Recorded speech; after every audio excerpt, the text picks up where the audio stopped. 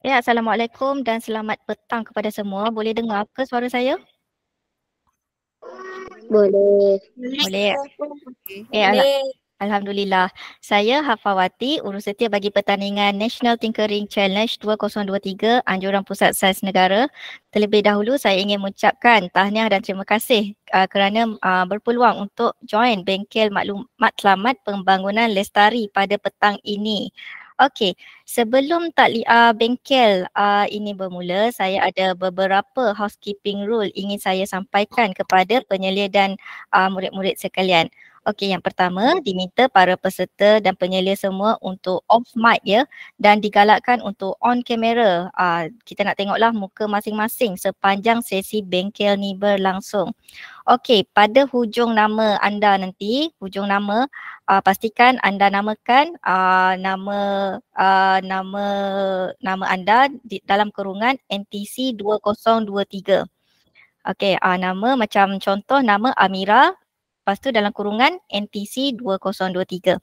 Okey, sekiranya terdapat beberapa persoalan, cikgu-cikgu atau murid-murid sekalian boleh bertanyakan pada ruangan chat ataupun nanti pada sesi bengkel nanti kita akan buka Q&A sesi bersama dengan penceramah kita pada hari ini. Okey, untuk hari ini Bengkel Matlamat Pembangunan Lestari ini adalah bengkel pertama. Ini adalah bengkel pertama pada minggu lepas kita dah ada sesi taklimat National Tinkering Challenge. Hari ini kita ada bengkel pertama iaitu Matlamat Pembangunan Lestari yang akan disampaikan oleh Prof Madya, Teknologis Dr. Muhammad Hafiz Azmi. Okey, sebelum saya mulakan bagi pas kepada penceramah ini, saya akan menerangkan sedikit biodata Prof Madya TS Dr. Muhammad Hafiz Azmi. Prof Madya Teknologis Dr. Muhammad Hafiz Azmi merupakan fellow berhormat Universiti Melbourne, Australia dan pensyarah mikrobiologi dan imunologi di Universiti Islam Antarabangsa Malaysia UIA. Beliau juga merupakan ahli Young Scientist Network Academy of Science Malaysia dan ahli eksekutif Malaysian Society for Microbiologists and Immunologists. Beliau berpengalaman menjalankan program yang berteraskan Matlamat Pembangunan Lestari SDG termasuklah River of Life dan Marine School di UIAM.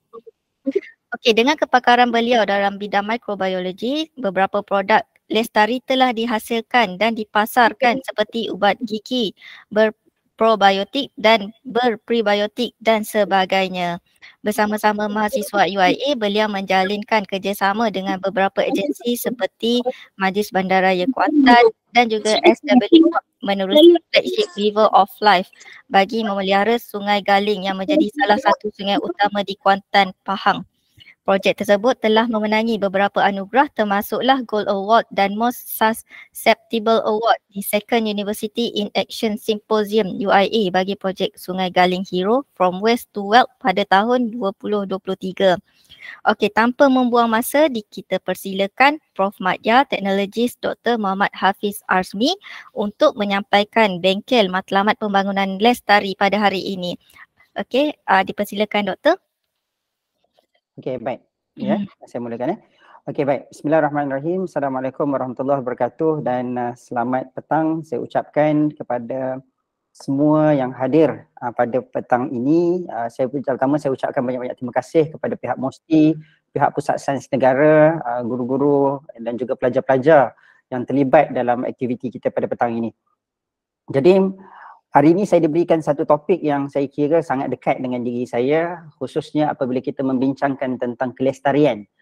Kelestarian, ya. Apa itu lestari? Apakah itu sustainable? Sustainable Development Goal. Saya difahamkan kita ada ramai pelajar-pelajar dari sekolah kebangsaan, sekolah international dan sebagainya. Betul Puan Hafawati? Kita ada banyak peserta daripada pelbagai sekolah termasuk juga OKU Betul. Kita untuk pertandingan ini kita ada beberapa kategori iaitu kategori sekolah rendah, sekolah menengah dan juga sekolah berkeperluan khas. Itu dia. Maksud kata sekarang ni semua yang hadir dengan pada petang ini memang nak tahu apa dia itu SDG. Kan? Mungkin sebahagian daripada kita dah baca dah SDG, yalah nak masuk pertandingan kan, mungkin dia punya knowledge tu lebih banyak daripada apa yang saya nak kongsikan. Jadi hari ni saya nak bawa sikit adik-adik yang dirahmati Allah, adik-adik, cikgu-cikgu ya, saya nak kongsikan sedikit pengalaman dan apa yang saya boleh ceritakan yang lebih dekat dengan jiwa saya sebagai seorang pendidik sama seperti cikgu-cikgu dan juga sebagai seorang anak ya yang memikirkan dan orang yang ada anak. Saya ada 4 orang anak. Saya kira boleh sikit Puan Hafawati kalau kita santai-santai saja petang ni. Boleh. Kita petang ni kita santai saja, tak nak terlalu stres sebab saya pun tahu cikgu-cikgu semua lepas mengajar pagi tadi kan. Jadi kita dengan bengkel ni kita relax-relax saja, santai saja. Okey, baik. Kalau macam tu tak apa. Terima kasih banyak. Jadi saya nak cerita kata ini topik ini diberikan. Jadi bila kita discuss tentang sustainable ni, so there are 3 things that I would like to share. Maafkan saya kalau saya campurization, bahasa Inggeris ada, bahasa Melayu ada. Okey, so ada 3 perkara yang kita nak bincang, cikgu-cikgu, anak-anak yang dirahmati Allah sekalian. Pertama, kita nak tahu apa tu SDG. Adakah benda ni benda baru ataupun benda ni yalah dah 10 tahun, 15 tahun, lepas tu kita tukarlah. Lepas ni kita tukar lagi lah. Dia sekadar satu motor ataupun SDG ni adalah penambahbaikan daripada maklumat yang kita ada sebelum ni. Jadi kita nak tahu tentang SDG. Siapa yang pelopori SDG ni? Macam mana SDG ni boleh dia sampai ke negara kita? Dan banyak lagi lah mungkin yang kita akan bincangkan. Yang kedua, saya juga difahamkan dalam program NTC ni kita akan ada produk-produk yang akan dihasilkan lebih kurang lah. Betul Puan Hafawati? Ya betul. Kita nanti pelajar akan hasilkan produk berdasarkan tema, subtema yang kita berikan. Iaitu subtema hari ni. Okey, 14 dan 15. Jadi, kita bila sebut pasal produk, yalah kalau saya nak cerita pasal produk tapi saya sendiri pun tak buat produk, macam tak kena lah.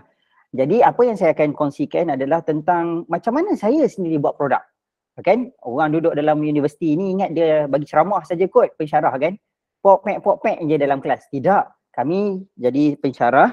Baik saya sebagai fellow di Melbourne University. Duduk nun jauh di bawah muka bumi sana tu di Australia. Baik saya berada di UIA. Objektifnya sama. Sebagai pensyarah, dia bukan sekadar bersyarah tetapi juga kami kena buat produk. Jadi saya akan kongsikan sedikit apa dia yang telah saya lalui. Senang ke nak buat produk ni? Boleh ke 2-3 hari kita nak buat produk? Dan mungkin yang terakhir yang saya akan kongsikan juga, dengan produk adik-adik yang saya kasihi, cikgu-cikgu nanti, boleh jadi produk ini akan dikomersialkan. Semua nak duit kan zaman sekarang kan? Nak beli telur, nak beli ikan, nak beli ayam, nak main PS4, nak beli PS5, semuanya perlukan duit. Tapi bukanlah duit itu kata segala-galanya. Jadi kita akan discuss sikit macam mana dengan produk yang adik-adik akan hasilkan ni, hujung pangkalnya boleh dikomersialkan. Menarik kan? Jadi saya diberikan masa lebih kurang dalam sejam setengah macam tu nak cerita tentang SDG dan juga sikit sebanyak macam mana kita boleh hasilkan produk. At least dapat idea, cikgu-cikgu boleh dapat sedikit panduan ataupun mungkin untuk mempermudahkan proses nanti bila kita nak guide pelajar-pelajar kita. Okey. Baik. Bila kita sebut UIA, UIA ni apa ya? Sekejap UIA, sekejap IIUM. Jadi saya nak ceritalah sikit tempat saya kerja sekarang ni. Di UIA kita ni faculty saya lah, tempat saya bekerja. So this is my faculty. I work at the Faculty of Dentistry as the associate professor. And saya tak tunjuklah gambar lagi satu. Tapi di sini kita buat macam-macam penyelidikan. Termasuklah penyelidikan tentang kanser mulut. Kita buat penyelidikan tentang dan juga kita juga buat rawatan dan fakulti saya ni terletak di Kuantan. Menarik kan duduk di Kuantan? Kuantan kami seronok sebab ada pantai. Jadi daripada fakulti saya nak ke pantai tu lebih kurang dalam 10 minit. Nak hiking belakang universiti saya ni 5 minit lebih kurang ada tempat kita hiking. Jadi saya bukan nak promote lah UIA tapi nak cerita kata seronoknya tempat kerja saya. Baik. Kenapa? Bila kita kata seronoknya tempat kerja, kerana apa? Kerana kita we are surrounded by green and then we know that the nature is very close to us. Cuba bayangkan tempat kita kerja dikelilingi oleh bangunan-bangunan tinggi. Kalau di pusat sains tu saya kira macam menarik juga sebab ada juga hijau-hijau di tepi-tepinya kan. Cuba bayangkan kalau kita bekerja tu di KLCC atau tiap-tiap hari nak menghadap jamnya, saya tahulah saya pun duduk KL juga. Kan kita ada cawangan Gombak. Siapa-siapa yang pernah pergi ke UIA Gombak tahu macam mana, oh kita ada hijaunya belakang tu. Tetapi apa kesan apabila kita tebang semua pokok-pokok yang berada di sekeliling kita? Macam mana pula kalau sungai yang mengalir di tempat kami ni, di UIA ni, kita ada sungai yang mengalir di tengah-tengah di tempat universiti tersebut. Dulunya sungai ini warnanya cukup jernih. Tapi apabila orang buat penebangan hutan, sungai itu dah tak lagi jadi jernih, dah jadi macam air teh. Jadi penting atau tidak untuk kita faham tentang menjaga alam, menjaga air dan juga menjaga tumbuh-tumbuhan supaya kesannya tidak memberikan benda yang natijahnya menyebabkan kita menjadi susah. Mungkin satu sudut dia menyenangkan dan menyeronokkan kita bila kita tebang pokok, kita boleh buat meja, kita boleh buat kerusi, kita boleh buat macam-macam. Tetapi dengan tebang tersebut, akhirnya tempat kita yang patutnya kita rasa aman, damai, bahagia, hilang kedamaiannya, hilang kebahagiaannya. Ada satu nak cerita tempat tinggal saya ni di Kuantan ni, ada satu tempat dia tu, dia nama kedai makan tu, saya cerita kedai makan sikit, tiba-tiba SDG masuk kedai makan. Nama tempat restoran tu dia panggil Jungle. Jungle. Memang hutan sebelum itu. Tetapi buat pembangunan, ditebang hutan. Bila kita tebang hutan apa berlaku? Orang pun dah tak datang di restoran tersebut sebab namanya dah tak ada Jungle. Dia nama Jungle tetapi jungle-nya dah hilang. Okey. Jadi dengan air selutnya turun ke bawah ke kedai makan tersebut, lalu hilanglah keselesaan dan orang pun tidak lagi pergi. So, kita fikirkan dengan menebang hutan, dengan mencemarkan air, mungkin menebang hutan lah sebagai contoh yang kita akan sentuh dalam SDG 14 dan 15 kedua-duanya. Kita rasakan bahawa that one will create lots of money for us. It makes us feel very comfortable, but at the same time, perkara tersebut akan menatijahkan satu benda yang lebih bahaya, yang lebih menyebabkan kita menjadi lebih tak seronok. Siapa yang suka duduk di tempat yang tercemar? Kalau kita tengok rumah-rumah perumahan hari ini, semuanya nak tanam pokok di sekeliling. Sebab apa? Memang hijau itu akan menenangkan kita. Jadi sebab itulah saya nak tunjuk gambar fakulti saya ni. Kami dikelilingi oleh bukit dan bila bangun pagi tu, bila masuk tu memang berkabus lah. Dia seronok lah, saya nak cerita kata. Baik, lama saya cerita tentang fakulti saya. Tapi macam mana kaitkan dengan SDG? Kan? So SDG tu apa? Baik, kalau kita tengok balik SDG ini, okay, kita ada beberapa perkara yang kita tekankan. Okay, SDG ini asasnya, okay, the beginning is because of the discussion what called by the United Nations in the United Nations conference that held in Rio de Janeiro in Brazil in 2012. So they discussed about how we can make sure that the environment is always kept. What are the important things that we have to consider to ensure that the planet is always safe and always healthy. Okay, mereka berbincang dan mereka dapati bahawa idea ini perlu diketengahkan, yakni Sustainable Development Goals. So di mana the objective ketika itu adalah untuk produce a set of universal goals, satu target, satu cita-cita yang penting untuk memastikan bahawa environment itu terjaga, political, economical challenge facing our world. So kita nak pastikan bahawa apa sahaja perkara yang berlaku, eventually our environment, the nation is still kept as it is. Maksud kata, buatlah apa sahaja pun, bagaimana keadaan sekalipun, kita nak bergerak jauh macam mana sekalipun dengan teknologi artificial intelligence-nya, dengan kebolehupayaan kita mengubah genetik, menghasilkan pelbagai varian tumbuh-tumbuhan, bahkan manusia pun kita boleh ubah genetiknya, haiwan-haiwan pun kita boleh ubah maklumat genetiknya dan menghasilkan haiwan yang lain. Dalam masa yang sama kita cuba perhatikan tentang bagaimanakah kesan-kesan daripada teknologi ini, bagaimana dia memberi kesan kepada SDG, bagaimana dia memberi kesan kepada air, bagaimana dia memberi kesan kepada tanah-tanah, bagaimana dia boleh memberi kesan kepada orang-orang yang susah bagaimana dia boleh memberi kesan kepada food chain kita, pemakanan kita dan sebagainya. Maka ketika itu tahun 2012 ini mereka berbincang dan hasillah idea kepada Sustainable Development Goal, dan mereka berbincang, hasil perbincangan dia ada 17 Sustainable Development Goal. Tetapi 17 ini tidak mencukupi kerana ada satu lagi elemen yang tidak wujud, iaitu elemen spiritual, dan perkara itu tidak dimasukkan ke dalam elemen yang ke-18 lah. Cuma dalam perbincangan ini kita akan discuss hanya 2 daripada 17 SDG, iaitu SDG ke-14, Life Below Water, and SDG yang ke-15, Life on Land. So kita ada banyak SDG. Yang pertama disebut pasal zero poverty. Maksud kita tak nak kalau boleh orang miskin. Macam mana kita nak tolong orang miskin ni? Kita tengok banyak gelandangan-gelandangan. Kalau kita pergi kat KL tu akan ada gelandangan. Bukan kat KL sajalah, saya duduk di Australia pun banyak gelandangan-gelandangan. Okay. Macam mana kita nak pastikan orang semuanya tidak lagi kelaparan, kebuluran. Bukan sekadar kita tengok di Afrika, bahkan di Malaysia sendiri pun. Macam mana kita nak pastikan mereka-mereka ini cukup makanan mereka. Okay. Baik. Kemudian kita juga nak tengok macam mana dengan teknologi, dengan maklumat, dengan environment yang kita ada, kita boleh pastikan orang sekeliling kita semua sihat.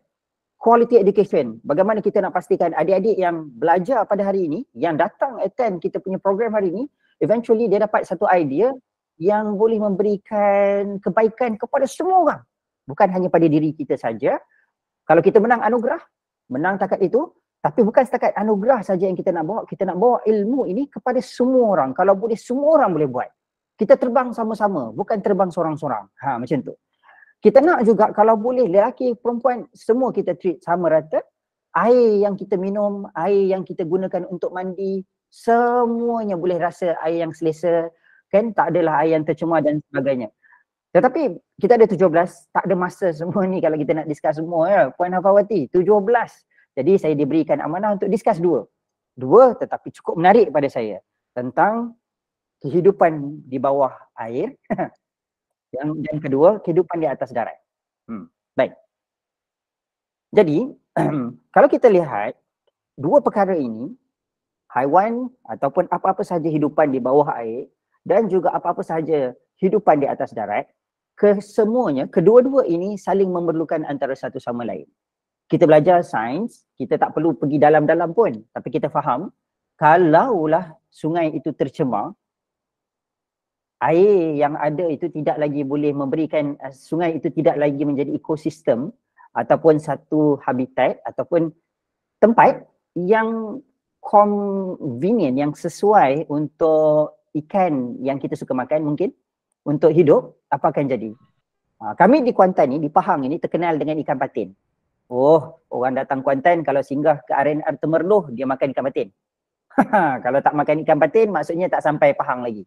So, ikan patin macam-macam orang masak. Bayangkan, kalau kita tak maintain, okay, if our environment, say for example, if the ecosystem at the river near Temerloh, eventually you change everything, what will happen? Before this, you thought that, okay, I want to make sure that the water is clean. It has to be it's no longer turbid. It has to be very clean, very clear. You want to change it because you thought that when you make it very clear, then the water is more convenient, will be more suitable for ikan patin. Unfortunately, it does not happen. Lagi kita ubah ekosistem, kita bagi air tersebut jadi jernih, contohlah Sungai Temerloh, Sungai Pahang tu kan orang kata, ya apalah warnanya berkeladak. Sebab memang itulah ekosistem yang diperlukan oleh ikan patin. Dia tak suka sangat ikan ni apa yang cerah-cerah ni, air-air yang jernih-jernih ni. Sama jugalah kalau kita tengok ikan keli. Kan? Jadi kita kena faham, ekosistem haiwan ini, habitat haiwan ini tidak sama seperti apa yang kita fikirkan. Jadi bila kita nak buat projek nanti, kita kena fikir, letakkan diri kita sebagai seekor ikan. Kalau kita buat tentang life below water lah. Kalau kita nak buat projek untuk burung, letakkan jiwa kita, diri kita sebagai seekor burung. Apa yang burung suka?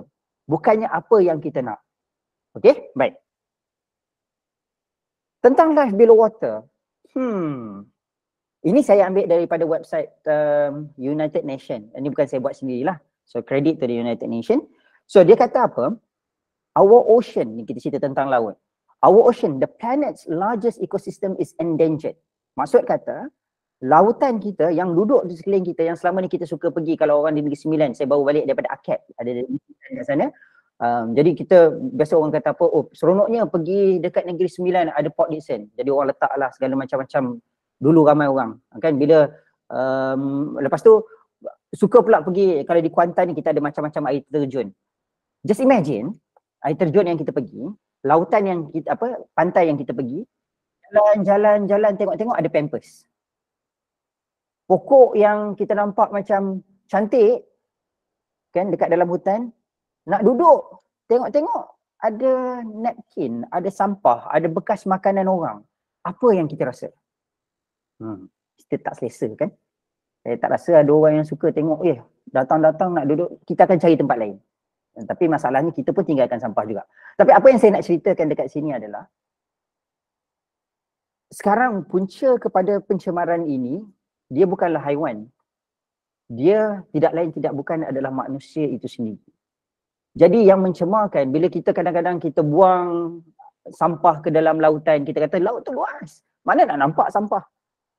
Tetapi tahukah adik-adik, tahukah guru-guru yang saya kasihi dan saya hormati, disebabkan oleh pemikiran kita seperti ini, hari ini laut kita bukan sekadar tercemar dengan sampah yang kita boleh nampak dengan mata kita, yang mungkin kita nampak dekat media-media tunjuk penyu hidungnya tersumbat dengan tisu, tersumbat dengan straw, atau kita nampak ada binatang-binatang haiwan macam dolphin yang terikat dengan macam-macam lah. Tetapi di dalam lautan juga hari ini mengandungi mikroplastik. Saya sebut sekali lagi, mikroplastik. Mungkin terlalu deep sangat, tetapi mikroplastik ini adalah saiz plastik yang terlalu kecil. Dan tahukah adik-adik dan guru-guru yang saya hormati dan saya kasihi sekalian, kajian menunjukkan di dalam ikan yang juga terdapat mikroplastik yang berpunca daripada plastik yang kita buang ke dalam laut. Kita buang ke dalam sungai dan plastik ini degraded, walaupun dia kata biodegradable, hancur, tetapi dia menjadi saiznya terlalu halus dan boleh dimakan, dikonsum oleh ikan. Dan tahukah anda, punca kanser hari ini termasuklah mikroplastik. So siapakah penyebab kepada kanser? Bukan lagi sebelum ni kita kata duduk di bawah pancaran matahari semata-mata, tetapi kita antara punca penyebab kepada penyakit bagi diri kita sendiri. Ocean hari ini bukan endangered kepada haiwan-haiwan di dalam laut saja, tetapi endangered juga kepada kita manusia, yang puncanya adalah kita yang menyebabkan kita sendiri menjadi mangsa dalam bentuk kanser sebagai misalannya. So penting kan untuk kita jaga air, untuk jaga haiwan di bawah laut. Dan bila kita sebut hidupan di bawah laut, bukan sekadar plastik marine pollution yang saya tunjukkan di dalam slide ini, tetapi kita juga ada banyak lagi isu lain. Overfishing. Betul. Hari ini kita ada banyak orang, setiap orang suka makan ikan kan? Saya tak tahulah makan ikan. Semalam saya balik rumah mak saya cerita sikit-sikit lah. Mak saya suka buat laksa. Setiap kali saya balik rumah, mak saya mesti buat laksa. Jadi buat laksa mesti pakai ikan lah. Saya orang utara, orang Kedah, Kuala Kedah. Kat situ memang terkenal dengan laksanya. Oh, sedap makan laksa. Makan laksa tak apa. Tetapi yang tidak boleh apabila kita terlalu berlebih-lebihan di dalam fishing, dan ikan tersebut tidak pun kita makan, tetapi kita buang, kita kita biarkan begitu sahaja. Overfishing satu masalah yang cukup besar dan mengakibatkan banyak ikan-ikan juga yang dulunya ada hari ini sudah pun pupus. Kita rasa macam ikan boleh pupus ke? Boleh. Kita tak nampak. Yang berikutnya, ocean warming. Ini adalah punca daripada global warming. Dulu-dulu kita duk fikir kata ada setengah negara kata mana ada global warming. Tak apa, kita duduk dekat Malaysia hari ni pun kita dah rasa dah. Dulu-dulu kita tahu musim tengkujuh waktu bila. Hari ini tengkujuh ke tak tengkujuh ke hujan. Lepas tu sekejap-sekejap ingat nak pergi nak buat program sana sini, dah lah kali hujan, dah lah kali kemarau. Last kali Benda yang sama juga berlaku di laut. Suhu laut meningkat. Apabila suhu laut meningkat, di dalam laut ada pelbagai ekosistem dan mereka memerlukan suhu-suhu yang tertentu.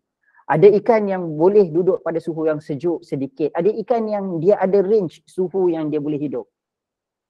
Yang paling ketara apabila suhu laut itu berubah adalah apa dia? Yang kita suka duk tengok tu, yang duk menari-nari tu. Apa kalau kita tengok dalam laut tu, lupa dah bila nak cakap ni, tu yang lupa. Yang kita panggil apa tu, yang berwarna-warni kan? Coral. Okay. So this coral, there will be a coral bleach definitely whenever you change the temperature. So it is very important for us to make sure that the climate does not change. And one of the factors that lead to this climate change is no others, it's because of us that contribute to the climate change. Benar atau tidak, kita duduk di negara kita saja pun dah rasa waktu panasnya. Ketika saya duduk di luar negara dan sekali-sekali saya kena ke Australia, kita pun dapat rasa bahangnya cukup berbeza pada satu ketika dulu berbanding dengan tidak jauh senggang masanya. Sekitar dalam 10 tahun dahulu berbanding dengan sekarang.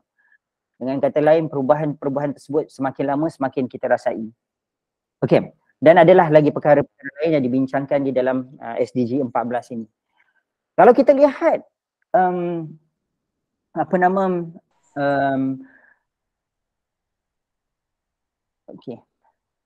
di bawah SDG 14 juga, tadi kita bincang terlalu jauh, tak nampak doktor apa benda ni, sembang apa ni petang-petang ni, macam dengar kelas je, boring lah.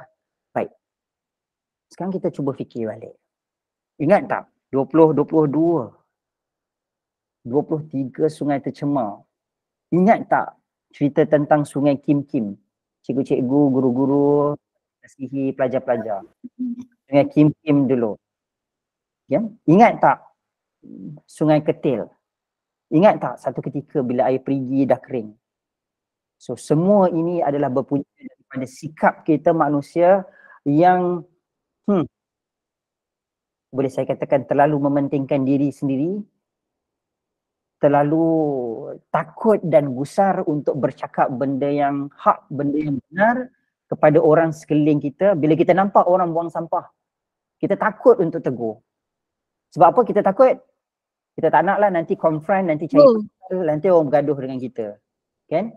Tetapi kalau bukan kita yang menegur, semuanya kata kita tak nak jagalah, jaga tepi kain orang. Hari ini, budaya kita hari ini, kita tidak ada lagi sifat untuk menegur. Jadi apa yang akan berlaku? Tidak ada lagi orang yang fikir tentang macam mana aku nak jaga alam sekitar. Mungkin ada tetapi terlalu minimal. Banyak masa kita fikir bagaimana aku nak pastikan makanan aku cukup. Macam mana aku nak pastikan aku selamat. Orang lain tak kacau. Tak ada orang yang akan post kita dalam social media ketika kita confront.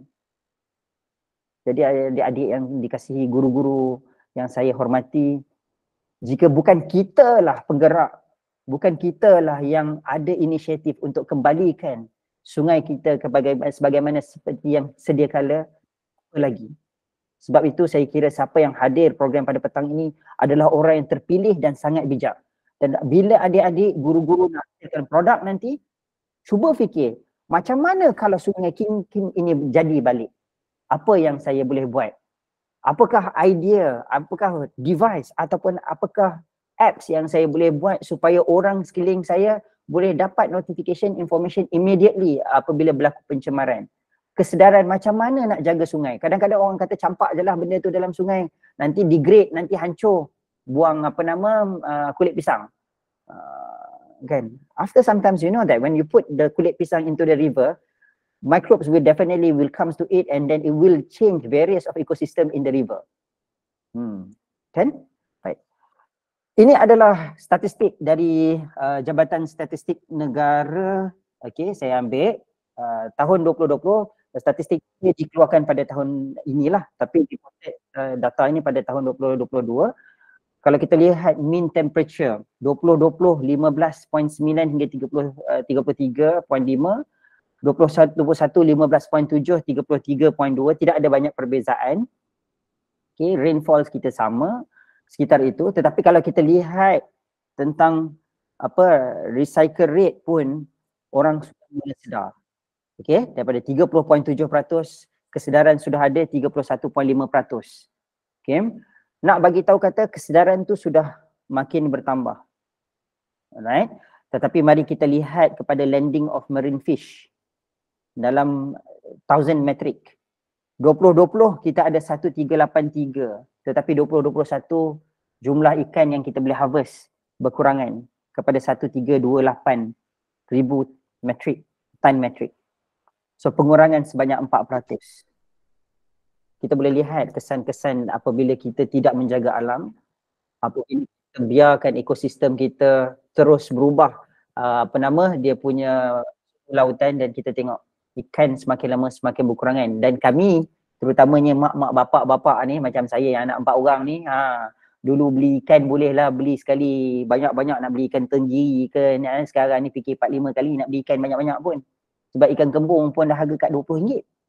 Adik-adik mungkin tak kisah sangat, cikgu-cikgu boleh bayangkan lah kita nak beli ikan kembung zaman-zaman saya kecil dulu. Ayah saya dulu masa kecil dia meniaga ikan dekat pasar malam, dekat Kedah. Dia boleh RM3, RM3, 3 kati RM1. 3 kati boleh dapat RM1 orang Kedah dulu. Tapi hari ni tak dapat dah. Dah punya utara lah tu. Nak cerita kata ikan kita makin lama makin berkurang dan kesannya harga makin meningkat. Ya. Baik, tadi kita dah cerita tentang laut. Okey, baik. Kita cerita tentang darat pula. Okey, baik. So, dalam SDG ke-15, bila kita cerita SDG 15 ni menceritakan tentang life on land. Kehidupan di atas daratan. Okay. So, kalau kita lihat daripada data yang kita ambil daripada United Nations ini, menakutkan, menggerunkan. 10,000 hektar hutan dimusnahkan setiap tahun. 10 million 10 million it's a very big number. 10 juta 10 million hectares of forests are destroyed every year. You can imagine how wide it is. Kalau rumah kita tu berapa banyak rumah lah. Okay. So almost 90% of global deforestation, okay, is due to agricultural expansion. Sebab apa kita agriculture? Sebab kita nak tambah lagi duit, nak bagi lagi makan, nak bagi makan. Oh, kita nak kena tu, nak kena buat ni. Dan kita kena fikir juga yang perabot-perabot yang kita pakai, semuanya bukanlah datangnya itu daripada proses-proses kimia yang kita boleh hasilkan tiba-tiba boleh jadi kayu. Tidak. Semuanya itu adalah hasil daripada penebangan hutan. Cantik. Tetapi berapa banyak hutan yang telah kita tebang? Berapa banyak pokok yang telah kita tebang, berapa banyak hutan yang telah kita musnahkan. Baik. UN kata apa? 10 million hectares of forests are destroyed every year. Tak cukup lagi. Daripada itu, 90% yang disebutkan di sini adalah 49.6% datangnya daripada cropland expansion, peluasan tempat untuk penanaman pemakanan. Okay. 38% datangnya daripada livestock. Okay. Jadi cukup menakutkan, okay, statistik ini. Okay. Baik. Dan kalau kita ingat, dulu kita ada badak. Kan kita ada badak, saya tengok apa nama badak tu lah. Lupa dah saya. Memang dan hari ini badak yang masa ni lah saya nak lupa. Tapi kita ada badak yang memang lokal punya lah. Malaysia punya badak tempatan. Tetapi hari ni badak tersebut dah tak ada. Dia dah pupus. Badak Sumatera ke? Saya pun tak ingat lah apa nama badak tu. Kan? Mungkin badak Sumatera kot. Boleh Google lah. Okay. Tapi kita dekat UIA ni kita lain macam sikit. Kita collect sample. Kita buat collaboration dengan Borneo. Kita ambil sampel badak sumbu. Ya betul, nama Iman. Pandai. So kita ambil sampel daripada badak sumbu tersebut, sel tersebut, kita ambil sperma, kita ambil dia punya ovum dan sebagainya. Daripada ni kita ada dekat universiti kita di UIA. Kalau adik-adik cikgu-cikgu rasa nak buat macam tour ke, nak hadir ke, boleh maklumkan pada saya, kita boleh arrange. You pergi ke Frozen Zoo. Frozen Zoo ni tempat kami kumpulkan semua sel-sel haiwan-haiwan yang telah pupus. Haiwan telah pupus pun kita simpan. Simpan. Harimau sebutlah binatang apa. Kita ada. So kalau teringin nak datang UIA nak tengok Frozen Zoo tu macam mana, bagi tahu. Okay, boleh maklumkan kepada Pusat Sains Negara pun kita boleh bawa untuk hadir untuk datang ke sini. Kita ada Planet IIUM. Planet IIUM ni baru saja launching. Kita ada macam-macam binatang lah. Okay. So kita ada jaga, kita simpan lah. Sebab kita punya teknologi, kita minta maaf lah ni sikit advance lah Kita tahu kan bila ada sperm, ada ovum dan kita boleh combine together and then kita letakkan dalam perumah dan dia boleh membiak menjadi satu haiwan. So kita ada teknologi tersebut di mana kita buat pembiak bakaan lah, sort of. Kan? Jadi ada sebahagian haiwan yang telah pun pupus dan kita berjaya untuk cultivate, untuk hidupkan semula. Bukanlah haiwan yang asal lah kan, tapi kita letakkan dalam perumah yang berbeza. Mungkin benda-benda isu-isu etika dan sebagainya itu kita akan berbincang perkara lain. Tapi untuk adik-adik punya level, tahulah kenapa bila berlaku kepupusan, mungkin kita kata alah takat habis badak seekor je pun. Tahu tak? Walaupun dengan seekor badak, satu populasi badak tersebut sebenarnya dia telah mempengaruhi ekosistem. Cuba bayangkan dalam satu ekosistem yang ada ular, ada tikus, kita belajar kan dia punya macam carta tu kan, ada tikus, ada ular, ada, kalau saya kecil-kecil dulu nyanyi bangau, oh bangau, kenapa engkau kurus macam mana aku tak kurus, rumput panjang sangat, rumput, oh rumput, kenapa engkau panjang macam mana aku tak panjang, lembu tak makan aku, kerbau ke, tak kisah datang apa pun. Tapi kita nampak hujungnya, okay, hujungnya bila kita tidak ada ekosistem yang baik, bila ular, katakan ular yang hujung saya ada ular yang makan yang the top of the food chain, bila dah tak ada apa akan berlaku? Haiwan-haiwan ini semuanya mula overpopulate. Dan ketika itu kita akan nampak perubahan-perubahan dari segi ekosistem. Kan kita tengoklah rumah, kalau rumput rumah kat rumah kita, kalau tak potong sehari, kalau tak potong seminggu, bayangkan kalau tak ada haiwan yang degrade rumput-rumput ni, apa akan berlaku? Kan? So sebab itu kita kena ambil perhatian perkara ni. Kenapa kita kena jaga haiwan di atas land juga, kerana ia juga mempengaruhi ekosistem. Just imagine kalau satu hari ni kita dah tak boleh makan dah.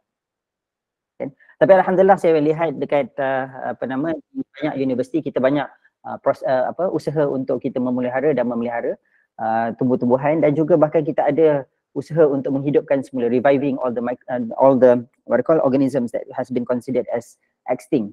Walaupun some of the technology is not yet so much advanced, tetapi kita berjaya sebahagiannya telah dibuat pun, mungkin cuma tak diwar-warkan sangatlah. Okey, baik. Jadi ini data yang saya ambil juga, dia kata emission of pollutants, kita ada lebih kurang dalam 15 minit lagi untuk saya selesaikan perbincangan kita. Tapi kita boleh lihat bagaimana jumlah pembuangan sampah, scheduled waste in 1,000 metric tons. 2020 we have 7,185.2 thousand metric tons in metric tons. And then imagine in 2021 we have increased by 4.5%.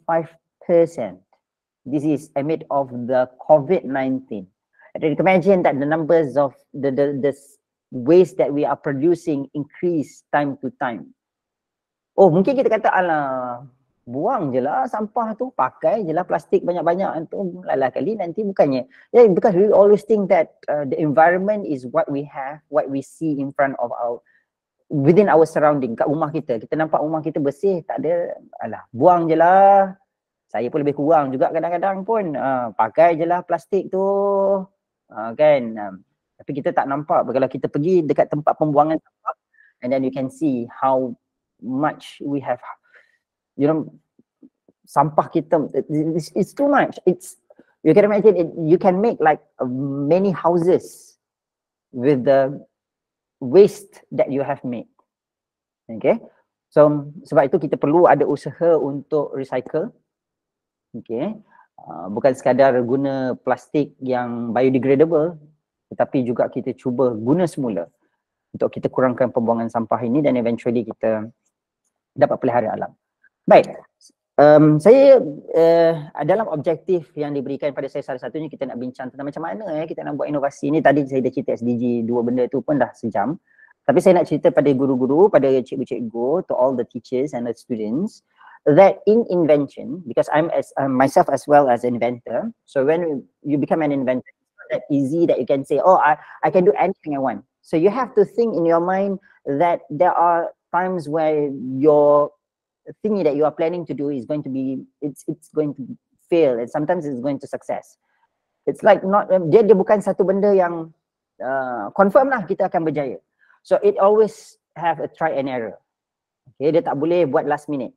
Okay, so I give an example how recycling, how try and error actually helped us. You know that ini tempe kan? Okay, tempe ni dia mengandungi mikroorganisma. Okay, dia melalui proses fermentation. So everyone knows about this, and many of us knows how it tastes and how it is made. And you can see that the plastic, rather than using a plastic, we know that there are certain places they put in the plastic thingy. So why don't we go back, or maybe you can think about any product that you can use daun pisang as a source of food packaging. Okay, dan food packaging yang agak macam saya sebutkan tadi, even dalam proses penapaian pun sama juga, kita gunakan daun pisang ini kan untuk kita bungkus.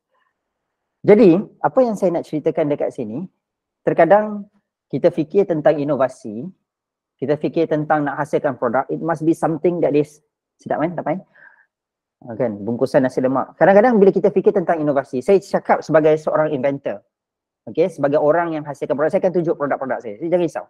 Oh, doktor ni sembang ke? Tak, no, I'm not just sembang. That is why I've been travelling many countries just to explain certain things of my idea. Kalau tak, it's not easy to become a fellow, honorary fellow at the top university, like number 14 in the world.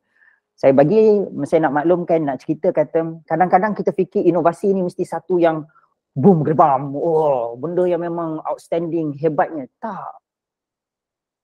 Tetapi inovasi yang pada persepsi saya tidak pasti bagaimana dengan orang lain, adalah benda yang kita boleh buat, kita boleh implement, kita boleh bagi orang follow. Orang boleh repeat the same thing dan eventually semua boleh jaga alam sekitar. Kalau kita buat benda yang very sophisticated, we need to have that. The deep tech, maksudnya teknologi yang macam sebahagian daripada research saya guna nanoparticle. So that one, it's okay, that is very intelligent punya research. Okay, kita guna microbes untuk produce biofuel untuk rocket. So that one happened in my lab as well. So benda-benda tu, it's okay, that is one thing. But the more important technology that we have to produce, or innovation that we have to produce, is something that is very close to us that everyone can replicate. And eventually we can protect the world. Kita bukan nak buat bulan bintang punya research and eventually apa. Okay, so ni saya bagi contoh lah. Okay, saya bagi contoh yang apa yang saya buat. Okay, semua pernah nampak ni kan, pisang ni kan, siapa yang lapar tu, yang tak sempat makan tengah hari, saya ada lebih kurang lagi 9 minit untuk discuss. Okay, ini bila kita sebut kulit pisang, alah, kulit pisang, buat apa kulit pisang? Tengok dalam TV orang pijak kulit pisang jatuh. We always thought that kulit pisang is nothing. Agree? Orang tak tahu. Kan. Awet-awet tak tahu tak ada. Okay. Kulit pisang, apa kulit pisang? Tetapi tahu kita okay, yang kulit pisang ini dia adalah satu sumber prebiotik. Prebiotik tu apa? Prebiotik ini adalah makanan kepada bakteria yang baik. Makanan kepada bakteria yang baik. So, kita kata, makanan, nak bagi bakteria makanan, buat apa nak bagi bakteria makanan? Tahukah anda, di dalam mulut, di dalam perut kita mengandungi jutaan bakteria. Dan apabila kita bagi, so this bacteria, okay, there are good bacteria and harmful bacteria. The harmful bacteria kita panggil pathogens. The good bacteria, we call it, you can call it as a probiotics. Itu yang kita duk minum Yakult, Vitagen, apa semua tu kan, dia mengandungi probiotics kan. So how do you supplement, because in our gut, dekat mulut kita, dekat perut kita, semua mengandungi probiotik yang baik dah. Tetapi bagaimana kita nak maintain probiotik ini? Kita boleh buat produk dengan menggunakan kulit pisang. Makan pisang itu pun sebenarnya dia mengandungi prebiotik, tetapi bagaimana kalau kita gunakan kulit pisang yang kita buang, jadikan dia satu produk. Sebab kulit pisang itu juga adalah satu bentuk prebiotik. Okay. Baik, probiotik ni yang kita biasa kenal lah, bakteria-bakteria baik. Okay. Tapi bagaimana kalau kita gabung dua-dua? Bakteria baik, kita bagi dia makanan pula. Which is daripada kulit pisang yang kita nak buang tadi.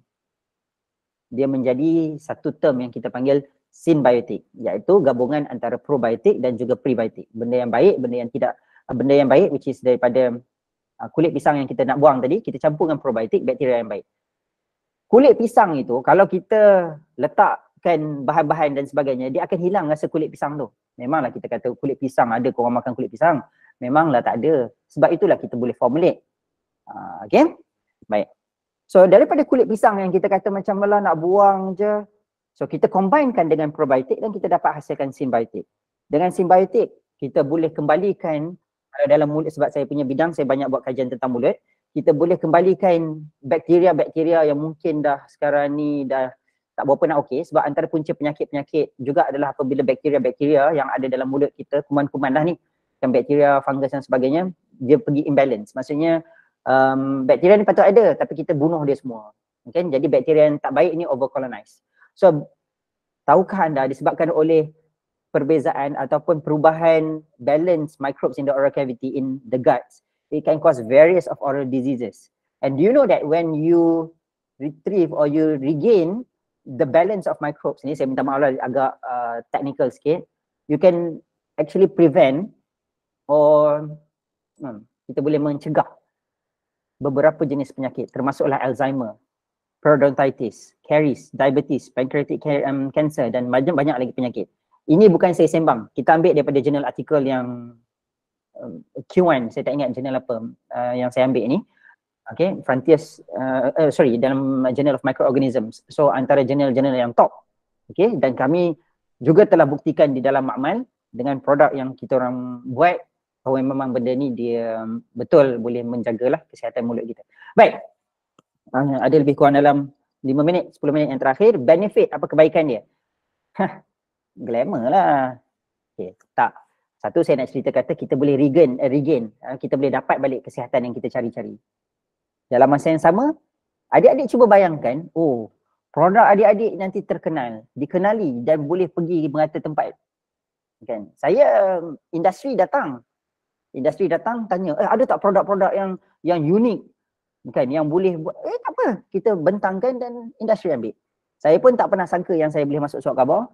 Saya pun tak pernah sangka yang saya tengah-tengah COVID tu tak boleh nak produk apa benda kan. Saya ingatkan, yalah saya memang ada kilang. So what happen is that when you have your invention that is very easy to be made, but the benda yang simple, okay, tak buatlah bulan bintang apa semua tu, you can do that. That one is our level to do all those thingy yang very, very deep tech. But it is good, it is best if you can create something that everyone can repeat. Okay, can easily make. Kadang-kadang kita kata, nanti kalau senang buat, nanti orang semua tiru lah. It's fair, it's okay, dia nak tiru-tiru lah. Tetapi, berapa banyak orang yang boleh tiru? Berapa banyak orang yang sanggup buat banyak-banyak? Kalau tak, orang tak beli nasi lemak. Sebab semua orang pandai buat nasi lemak. Semua orang pandai makan tanak nasi. Tapi kenapa kita masih lagi pergi beli nasi dekat kedai? Sebab keperluan itu masih ada. Masa, orang nak masa. Orang tak ada masa nak buat. Orang tak ada idea nak buat packaging tu macam mana. So sebab itu adik-adik dan guru-guru jangan risau. Whatever invention that we have, if we thought that nanti orang nak curi idea kita, it's okay. Okay. If it is very deep tech, then we have to file for patent, for copyright and many others. But for us, for me, I do my innovation is just for fun. Okay. Kita seronok-seronok je. Dan saya pitch kepada industri ni Jadin Pharma Berhad, dan dia kata, doktor menarik ah. Kan, boleh kulit pisang je. Kulit pisang ya, belakang rumah saya pun banyak, sebab nak jadi cerita kenapa saya buat research pasal kulit pisang. Saya orang Kedah kan, kat kampung saya banyak orang miskin. Jadi bila ramai orang miskin, dan di antara sumber pendapatan dia orang adalah pertanian. Orang tanam pisang. Jadi saya duk tengok pisang kita beli dekat pasar mahal, tapi dekat petani ni murah yang amat.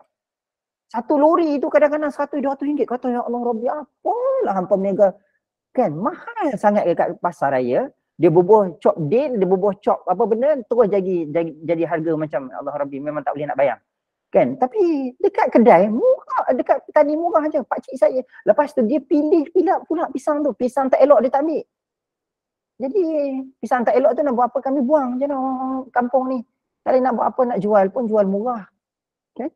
Jadi apa yang saya buat, saya ambil lah kulit-kulit pisang yang dia orang buang ni, kita buat ekstrak, kita campur sikit dengan probiotik sebab saya bidang saya dalam cancer research, saya ada buat probiotik. So kita combine dua ni, kita bagi kat industri nah buat. Saya file patent dan sebagainya, you all buat lah. And then dia keluarkan produk. Sembang je ada ke tak glamour pun, tak apa, glamour tak glamour, it's not the problem. We know that now it goes to the industry. And then benda tersebut bukan sekadar buat ubat gigi saja. Daripada kenal, oh dia tahu cikgu ni boleh buat produk macam-macam lah. Kita buat produk macam-macam. Kita buat ubat gigi, kita buat mouthwash, kita buat apa benda lah, segala-gala benda ni. Bukannya saya nak meniaga, mereka lah yang meniaga sebab dia orang industri kan. So dia orang buatlah website dan letak segala-gala. Cikgu-cikgu all the teachers you can just browse through this herbitus.com and can see some of the products that we have and available in the market. Okay. Baik. Saya bagi satu contoh benda yang tadi tu inovasi ya kan, benda yang and that ubat gigi also has been if you remember last time we have World Cup kan, FIFA World Cup when it really penetrated Qatar, we have our product available in Korea and many others. So it's not famous in Malaysia but it's famous in other countries. Who cares, right? For me as a researcher, sebagai guru, apa yang kita nak adalah apa yang kita buat eventually dia pergi kepada semua. Orang boleh ambil manfaat. Kan kalau dalam Islam ada disebut inqata' illa min thalas, setiap amalan itu dia akan dapat kebaikannya kecuali 3 perkara. Dia akan stop kecuali 3 perkara. Salah satunya ada ilmu yuntafi'un bih, ilmu yang boleh memberi manfaat. Okay? Jadi orang ambil manfaat, dia guna tak apa lah, mati kita nak selepas hidup kita, selepas mati minta masa ambil elemen itu sedikit. Baik, saya kongsikan sedikit dengan projek yang lain yang saya kira lebih bersifat community. Saya tak tahulah sama ada projek ini boleh dimasukkan sebagai salah satu yang boleh dibentangkan untuk pertandingan ini atau tidak. Tetapi saya nak bagi idea. Ini adalah projek saya dengan pelajar-pelajar UIA. Kita ada projek SDG ini, River of Life. Ini saya lah yang tengah-tengah ini. So, ini bukan sungai dekat UIA Ini student saya pergi letak gambar sungai mana saya tak tahu. Jadi apa yang kita orang buat? Kita orang ada satu masalah dekat kawasan ini, Kampung Sungai Galing nama tempat dia. Di mana orang, saya tanya cikgu-cikgu lah, cikgu nak jawab tak nak jawab tak apa. Termasuklah kaki tangan Pusat Sains Negara kalau ada sekali. Minyak masak kita tu kita buat apa? Lepas masak. Mana kita buang? Nak cerita kita ni orang sains sikit, kita kata kalau kita kumpul, lepas tu kita bagi. You know. Itu jawapan nampak mulia lah. Tapi cuba tell the truth. Mana kita letak? Buang di sinki selalunya. Longkang masuk sinki. That is a very common. Jangan cakap Puan Rafawati, saya duk masak juga kat rumah. Kan? Nasib lah kalau Haji, isteri saya selalu duk marah lah. Tu rincak tu tuang masuk dalam sinki. Dah lah lebihan kan. Sikit je. Kan. Bila pipe air, bila dia punya panggil apa tu? Masuk dekat bila dia masuk dalam perpaipan, tiba-tiba berkeladak dekat dalam tu, bila sangkut, lepas tu baru bising. Panggil lah orang, ni kenapa ni ada tersumbat. Padahal kita yang tuang minyak dalam tu. So we have that kind of problem. So because that Sungai Galing, one of the river, I cannot share with you lah because saya share screen ni kan. Kalau dalam kelas saya selalu buka Google Map juga. So sungai itu dia banyak kedai-kedai makan pun masuk dekat situ juga. So we have a very big problems with this minyak masak. So what we discuss with the students, okay, why not because the people in that Kampung Sungai Galing, they are from the groups of B40. Memang betul-betul B40 lah, orang miskin tu lah. So I said to them, we communicate to the community. So macam mana kalau kita buat duit? Because money is everything, right? For certain people. So kita buat duit macam mana? Kan? Kita buat duit. Jadi kita kata, orang kata lah, buat duit pasal nak buat duit dengan apa? Minyak tu yang kita duk buang tu. Sekali kita kumpulkan dalam satu tong besar, Kan, you boleh jual, if you want to sell it, you sell it. If not, then we can make out something that is very useful, and then letak sikit perencah apa semua sini sikit, lepas tu kita jual lah. Dan kita ajar lah macam mana kita nak buat website dan sebagainya. Dan ini antara produk-produk yang kita buat lah. Kita buat sabun daripada minyak masak, minyak terpakai tu, kita filterkan dia punya sampah dia, and then kita letaklah pewangi-pewangi sikit, dan jadilah, siapa sangka kan warna-warna macam ni kan menarik kan. Ini semuanya daripada minyak masak yang terbuang. Okay, baik. Tapi kita sembang je nak buat produk ni senang ke? Hujungnya ada tak challenge-nya? Kan doktor ni sembang, oh dia kata produk dia sampai sana sini, nampak macam mudah. Tapi kita ada banyak challenge dia. Yang pertama sekali, kadang-kadang bila kita buat benda yang susah, kan, benda yang orang tak boleh nak repeat, betul-betul kita boleh buat sabun dengan minyak masak. Kalau nak ni boleh invite saya, nanti saya ajar. Tiba-tiba nak panggil invite tu boleh je. Saya selalu balik KL juga. Kita boleh pergi sekolah ke sekolah, saya boleh bawa student-student untuk bantu sama. Baik, so industri antara salah satu tempat lah yang kita, sebab kadang-kadang industri ni dia suka cari benda yang simple, dan kadang-kadang dia recycle je, dia pergi ambil, lepas tu dia branding. Kan, dia ambil produk daripada Thailand ke daripada mana, lepas tu dia tepek lambang dia, and then dia kata produk dia. Kan. So kita punya problem adalah bila kita buat inovasi, kadang-kadang dia tak penetrate the market because the market doesn't, satunya benda yang kita buat tu satu dua je, nak buat susah. Kan? Nak buat susah. So benda tu terkubur macam tu lah. Jadi saya cerita ni, benda ni ada berlaku dekat mana-mana universiti pun. Sebab tu kalau kita tanya mana produk-produk universiti, sebab buat benda yang kadang-kadang yang terlalu tak boleh nak dibuat oleh kita punya industri. Industri kita tak sampai level tu. Okay, itu nombor satu. Nombor dua, berkenaan dengan regulatory. Ini bila kita buat produk-produk pharmaceutical lah. Okay, jadi dia ada beberapa guideline yang kita perlu lalui, dan kita ni suka bekerja seorang-seorang. Sebab kita ni compete each other. Kita ni asyik nak melawan je. Aku lagi bagus daripada kau, kau lagi bagus daripada aku. So bila kita asyik kita compete, this is a very good competition. I'm saying compete is not good, but at certain stage we have to work together, we fly together, we make ourselves, we make the country proud together. Okay, bila kita bekerja sama, and then sometimes the idea that you have when you work together becomes something that is very very much, you know, saya sangat-sangat baik berbanding dengan bekerja seorang. Macam saya, bidang saya dalam microbiology, saya bekerja dengan orang yang dalam orthodontics. Jadi saya buat produk yang khas untuk orthodontics, dan orthodontics yang buatkan braces tu kan. So disebabkan oleh knowledge saya dalam nanomaterial, nanoparticles, dan kita buat satu produk, dan produk tersebut pergi. Sebab yang pitchnya, yang bercakapnya adalah pakar pergigian, yang buat researchnya adalah orang pakar dalam nanomaterial microbiology. So kita kerjasama, everything goes forward. Kalau kita dah kata aku nak jadi lagi baik lah, aku punya sekolah lah lagi power, engkau punya group lah lagi power, then that's it. We will end, the skill will end there. You cannot see the things fly as high as, okay. And then, lack of confidence. Kita selalu nak kata, produk aku ni tak bagus lah, produk orang tu lebih bagus lah. No. It's not about whose product is good, whose product is not good. Percayalah, kat Malaysia ni kita jual, bukan Malaysia je. Pernah dengar daun, ada satu jenis daun tu, kalau kita kat pantai, saya tak ingat lah daun apa, besar saiz dia. Okay. Selalu daun tu buang, daun ketapang. Siapa pernah dengar daun ketapang? Daun ketapang ni, kan, dia daun je, luruh. Jual kat Malaysia tak laku, orang tak tahu daun ketapang. Daun ketapang tepi pantai banyak. Tapi saya lihat ada orang jual kat Amazon. Tahu Amazon? Laku daun ketapang. Sebab apa? Dekat sini kita jual, kita ada ikan beta, ikan laga. Orang putih pun dia bela ikan laga juga. Tahu tak, daun ketapang ini dia banyak manfaat dia untuk ikan laga. So orang putih ni dia beli daun ketapang. Saya ingat lagi masa saya duduk di Australia dulu, orang minta kat saya, hantar message, Hafiz, can you please, I want to buy pasir, sand from, dia kata dia hilang, dia kumpul pasir dekat pantai-pantai tu. So dia adalah pantai ni, dia kumpul pasir tu. Ada orang PM saya kata, boleh tak saya nak beli pasir daripada Great Ocean Road. Great Ocean Road tu ada satu kawasan lah dekat Melbourne tu. Jadi saya jual pasir. Pasir sikit je, satu botol tu. Nak cerita kata jual lah batu kayu pun boleh laku. So jangan risau, don't, confident, insyaAllah jual lah apa pun. Kan, batu kayu pun percayalah boleh laku. And then masalah yang kita lalui adalah raw material processing lah. Bila kita nak buat satu benda tu, dia perlukan raw material dan kosnya agak tinggi setengah-setengah bahagian. So saya ucapkan banyak terima kasih sekali lagi kepada Pusat Sains Negara, dan juga saya nak acknowledge lah ni rakan-rakan saya, pelajar-pelajar saya. Memang saya selalu bawa lah pelajar saya datang rumah, ni rumah saya lah ni, yang berkala merah ni, anak-anak conteng dinding biasalah tu.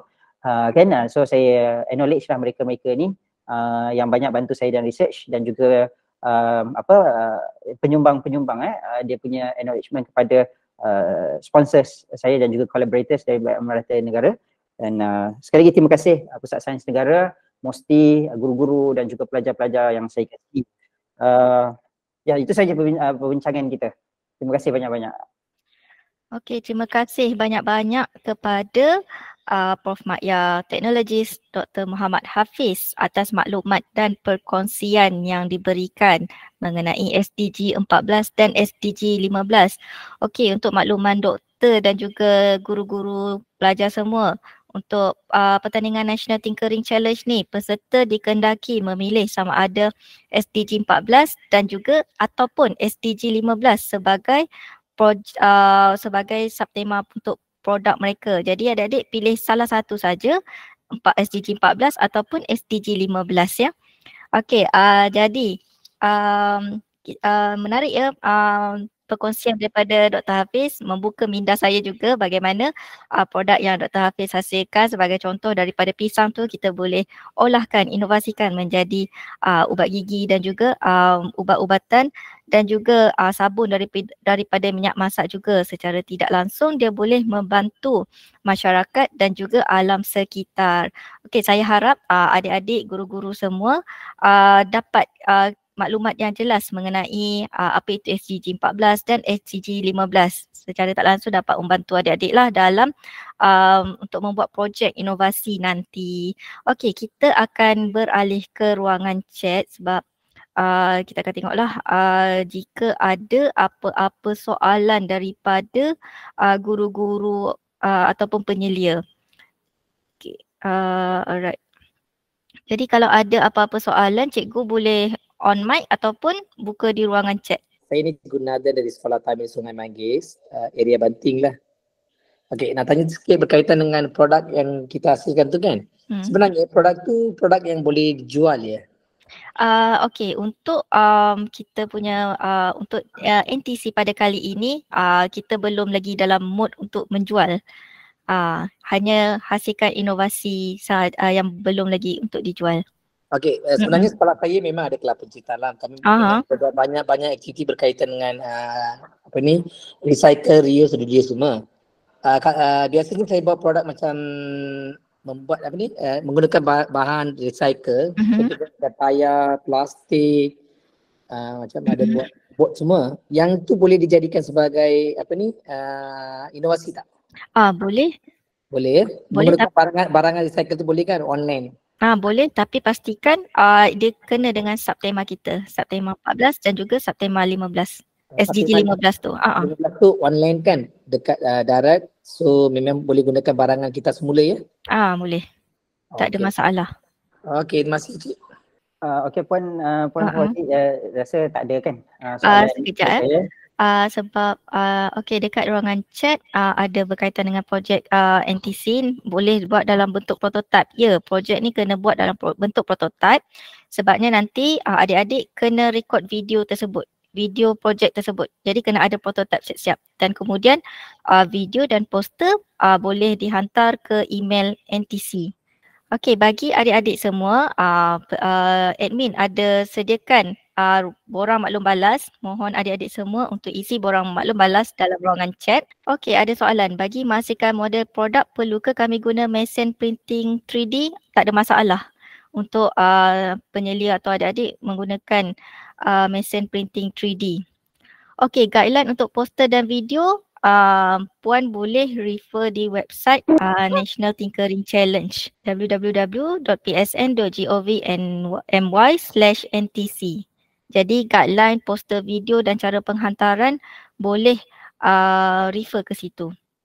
Poster atau video hantar di mana? Poster atau video akan hantar kepada email kami tinkering.ntc@psn.gov.my. Saya akan type di ruangan chat. Okey, pastikan semua untuk jangan lupa isi borang maklum balas bengkel pada hari ini.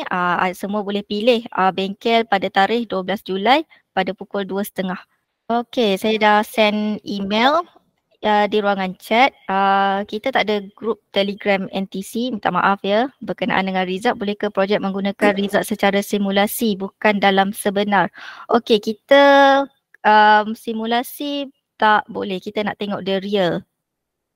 The real project lah. Sebab kalau simulasi kita tak nampak sama ada projek tu dia berfungsi, kita nak tengok dalam bentuk real sebenarnya.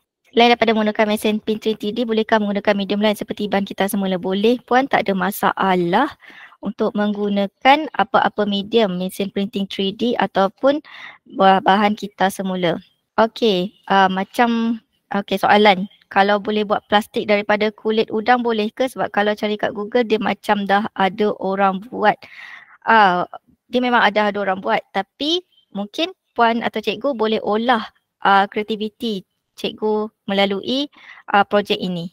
Nak olah dia punya kuantiti ke, saiz ke, terpulang. Okey, kalau ada apa-apa soalan kita boleh puan ataupun cikgu semua boleh open mic, boleh boleh tanyakan soalan kepada Dr. Hafiz. Okey, adakah ada attendance form untuk setiap bengkel? Cikgu-cikgu semua kena isi borang maklum balas, kat situ kita akan trace. Di situlah attendance form untuk setiap bengkel. Okey, maksud simulasi contoh menggunakan gambar ikan tapi bukan ikan sebenar. Simulasi ini, simulasi gambar ikan tapi bukan ikan sebenar. Macam tu boleh, tak ada masalah. Boleh tahu tarikh akhir untuk hantar projek. Tarikh akhir cikgu boleh refer di laman web NTC www.psn.gov.my/NTC. Saya akan type di website di ruangan chat. Situ cikgu boleh tengok kita punya tarikh tutup bila, medium penghantaran dan juga lain-lain. Okey, SDG 13 dan 14 itu apa? SDG, hari ini kita membincangkan SDG 14 dan 15 ya adik. 14 dan 15 tu kehidupan di atas, di dalam laut dan juga kehidupan di atas darat. Okey, share semula borang soal selidik. Admin akan share semula borang soal selidik di ruangan chat. Okey, recording. Kepada sesiapa yang tak dapat join untuk hari ini atau nak refer semula bengkel ataupun taklimat, jangan risau, kami telah record Google Meet ni dan kemudian kita akan post di YouTube official Pusat Sains Negara. Okey, kita bagi satu soalan lagi kepada Dr. Hafiz kalau ada nak tanya ke. Bila tu nak upload ke YouTube, kita akan upload secepat mungkin lah. Okey, jangan lupa untuk isi borang maklum balas sebab kat situ kita boleh trace kehadiran peserta-peserta dan juga penyelia semua. Video untuk peringkat saringan perlu model projek yang dah siap ataupun tidak? Ya, perlu. Kita nak tengok model, sama ada model tu berfungsi ataupun tidak. Kalau kita membuat filter air dan air digunakan untuk tanaman, adakah itu boleh dikatakan sebagai SDG 15? Boleh tak Dr. Hafiz respon ini kalau membuat filter air dan air untuk tanaman? Kita kira sebagai SDG 14 ataupun SDG 15, Doktor? Okey, sekarang kita objektif kita apa? Kalau kita kata objektif kita untuk jaga untuk haiwan dalam air tersebut, dan dia akan cover yang SDG berkaitan dengan air lah. Tapi kalau kita plan kita untuk objektif kita adalah berkenaan dengan tumbuh-tumbuhan tersebut, dia akan berkait dengan SDG yang berkaitan dengan tumbuh-tumbuhan lah. Faham. Jadi kita perlu tengok objektif. Sebab kalau kita tengok filter air ni, dia filter air dia boleh guna dua-dua SDG, sama ada SDG 14 ataupun SDG 15. Okey, kalau tak ingat nama kumpulan, cikgu boleh email kepada kami tinkering.ntc@psn.gov.my, boleh tanyakan bagi ada nombor kod kan masa mendaftar tu, ataupun nama sekolah. Nanti kami akan beri maklum balas melalui email. Okey, tarian ditetapkan bagi Google Meet jatuh pada hari kurikulum. Setiap minggu tak boleh join, tak apa. Kita dah memang record setiap bengkel, nanti kami akan upload di YouTube Pusat Sains Negara. Model tersebut perlu berfungsi penuh ke ataupun separuh? Kalau nak menang kena berfungsi sepenuhnya, barulah juri-juri dia akan nilai projek adik-adik semua. Jika projek mengawal haiwan perosak boleh dimasukkan dalam SDG 14 ataupun 15. Kita berbalik semula kepada apa yang Dr. Hafiz inform tadi, kita kena tengok objektif kita. Jika objektif kita jatuh pada SDG berkaitan dengan laut, maksudnya itu jatuh kepada SDG 14. Jika darat, SDG 15. Poster itu mesti dalam bentuk portrait ke? Ya, betul. Mesti dalam bentuk portrait bersaiz A3. Untuk submit kepada kami bersaiz A3.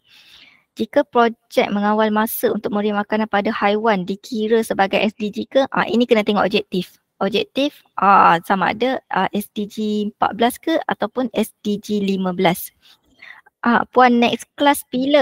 Next class kita akan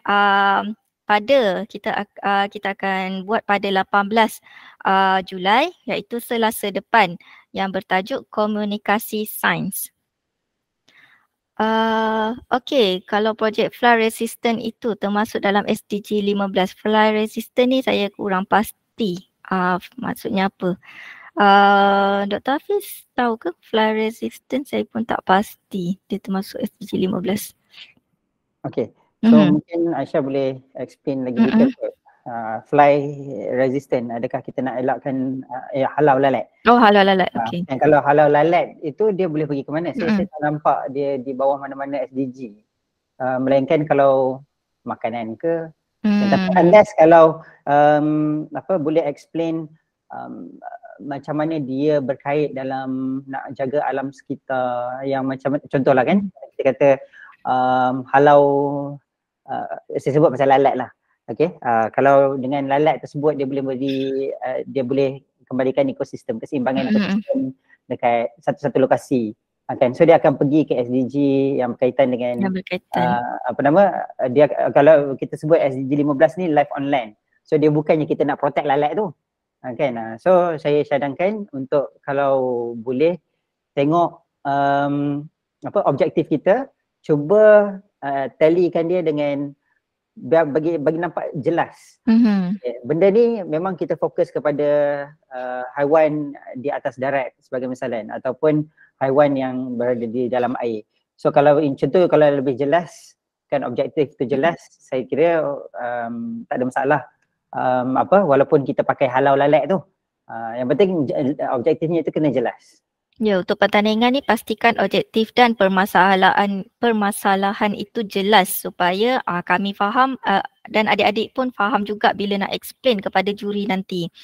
Okey, kalau tak dapat join macam mana? Kalau tak dapat join, bengkel-bengkel jangan risau, kita akan record untuk taklimat yang pertama pada tempoh hari minggu lepas, kita akan uploadkan kepada di YouTube Pusat Sains Negara. Begitu juga dengan bengkel kali ini. Jangan risau, nanti once kita dah upload, kita akan bagi email. Kita akan bagi email lah yang berserta dengan link YouTube tu nanti, supaya cikgu-cikgu boleh refer di YouTube Pusat Sains Negara. Okey, kalau macam kita dah ke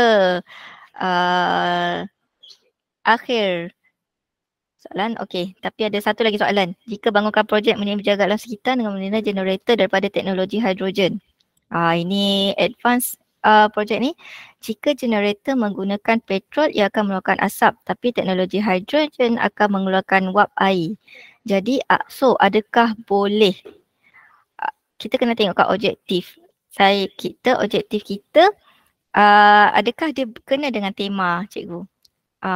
Adakah kalau hidrogen ni kita kena dengan tema life on land ataupun life below water? Kalau pendapat Dr. Hafiz macam mana? Saya kira mana-mana projek pun kita boleh tally kan dengan life dengan SDG 14 atau SDG 15. Tapi macam mana pendekatan nak halakan dia ke objektif tu? Asal kita boleh justify saja. Ya, asal kita boleh justify. Kita justify kalau kita nak buat apa pun, macam saya tadi yang saya tunjuk ubat gigi tu, saya boleh je justify dia untuk pergi ke SDG 3, good health and well-being. Kalau saya nak pergi dia justify SDG 14 dia tentang air. Kan saya katalah daripada orang buang kulit pisang masuk dalam sungai, jadi saya boleh buat sesuatu untuk pelihara sungai. Kan jadi cikgu kalau dalam bahasa kami kata goreng ya. And as long as benda tu kita boleh tallykan dengan objektif yang kita nak bawah SDG 14 atau 15. Okay, faham. Kalau projek tetap universiti boleh terima sedangkan peringkat sekolah menengah. Saya nak tahu, boleh tak pelajar tu dia boleh explain kepada kami nanti? Adakah dia faham proses-proses, cara-cara dia? Kalau peringkat sekolah menengah tu faham, itu tak ada masalah buat kami. Okay, saya rasa sekian sajalah daripada kami. Kalau ada apa-apa persoalan boleh hubungi, boleh emailkan kepada kami tinkering.ntc@psn.gov.my. Okey, terima kasih kepada penyelia ataupun juga guru-guru yang bertanyakan soalan kepada kami. Sebelum kami akhiri sekali lagi, saya akhiri kali ini, jangan lupa untuk isi borang maklum balas dan juga saya ingin mengucapkan terima kasih kepada Prof Madya Technologies Dr. Muhammad Hafiz kerana sudi meluangkan masa untuk memberikan bengkel pada hari ini. Terima kasih Doktor. Okey, sekian saja daripada saya.